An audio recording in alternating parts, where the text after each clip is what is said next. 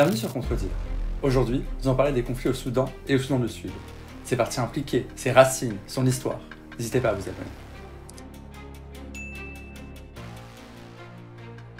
Le Soudan vit une des plus grandes crises humanitaires du monde.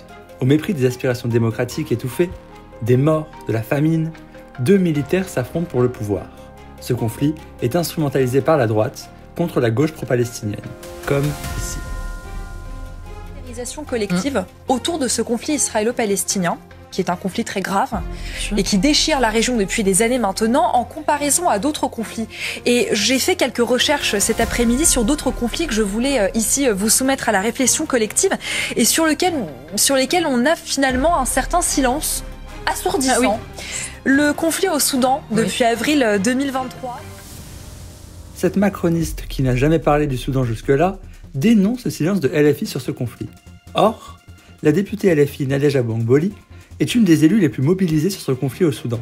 Avec Sophia Chekirou, Abou-Mangoli dénonce la circulation des équipements français au Soudan, malgré un embargo de l'Union européenne. Président, Monsieur le Ministre, je voudrais évoquer la guerre meurtrière au Soudan. Amnesty International indiquait en novembre dernier que des véhicules blindés émiratis des paramilitaires des FDS, les forces de soutien rapide de Mohamed Hamdan Dagalo, seraient équipés du système Galix, conçu par KNDS France et Lacroix Défense. Des éléments... Le Soudan a longtemps été sous le joug du dictateur Omar el-Bachir. Il a pris le pouvoir après le coup d'État du 30 juin 1989, mené par le Front National Islamique et son leader Hassan al-Tourabi, parti très minoritaire. En 2003, la guerre du Darfour éclate et n'a jamais cessé depuis à l'ouest du Soudan. Des groupes se sont opposés au dictateur. Omar al-Bachir a soutenu les milices Janjaweed.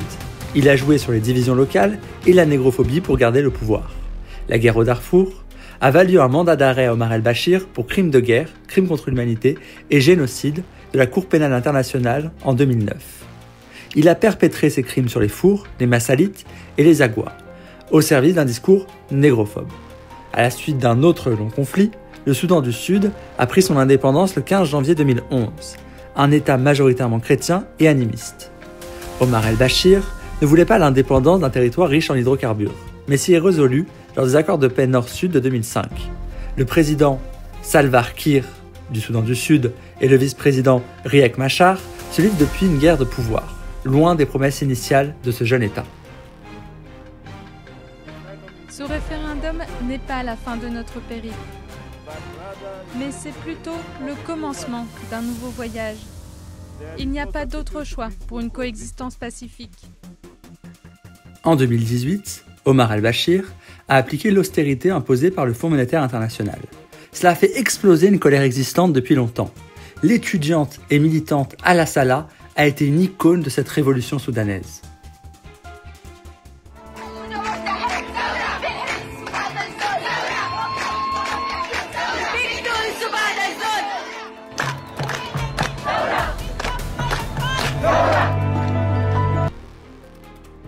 Omar al-Bachir a été destitué le 11 avril 2019 par les manifestants et certains de ses alliés militaires. Un conseil de souveraineté a été mis en place pour une transition démocratique, avec des militaires et des civils. Le 25 octobre 2021, les militaires ont fait un coup d'État pour exclure les civils du pouvoir, notamment par opposition à un État laïque et civil. Deux militaires luttent pour le pouvoir. Il y a le général Abdel Fattah al-Burhan, chef de la junte depuis 2021, qui dirige les forces armées du Soudan, et il y a Mohamed Hamdan Dagalo, dit Hemeti, numéro 2 de la junte, qui commande les forces de soutien rapide, groupe héritier des Janjaweed. Célèbre pour ses poursuites contre l'État islamique et Netanyahou, le procureur de la Cour pénale internationale, Karim Khan, alerte sur les crimes au Soudan, notamment des forces de soutien rapide. Chilling words, and her words were clear, that civilians are being attacked and killed because of the color of their skin, because of their ethnicity, because of who they are. Ce conflit touche particulièrement les femmes et les filles. Le viol est utilisé comme une arme de guerre, entraînant des suicides collectifs. Les violences sont massives. والله خايفين احنا دايرين نرجع لكن خايفين يعني في قلبنا في خوف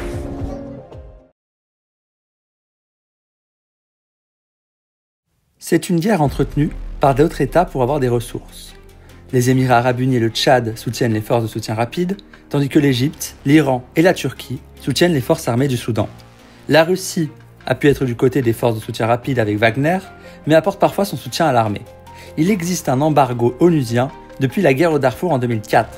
Cet embargo est sans cesse violé par les pays impliqués avec des armes horriblement sophistiquées. Cela met cruellement en évidence les ingérences étrangères au Soudan, ainsi que l'absence de contrôle réel du marché de l'armement face à l'impuissance de l'ONU et de l'Union africaine. La population soudanaise n'oublie toutefois pas sa révolution, comme cette journaliste qui s'adresse à un politique proche de l'armée.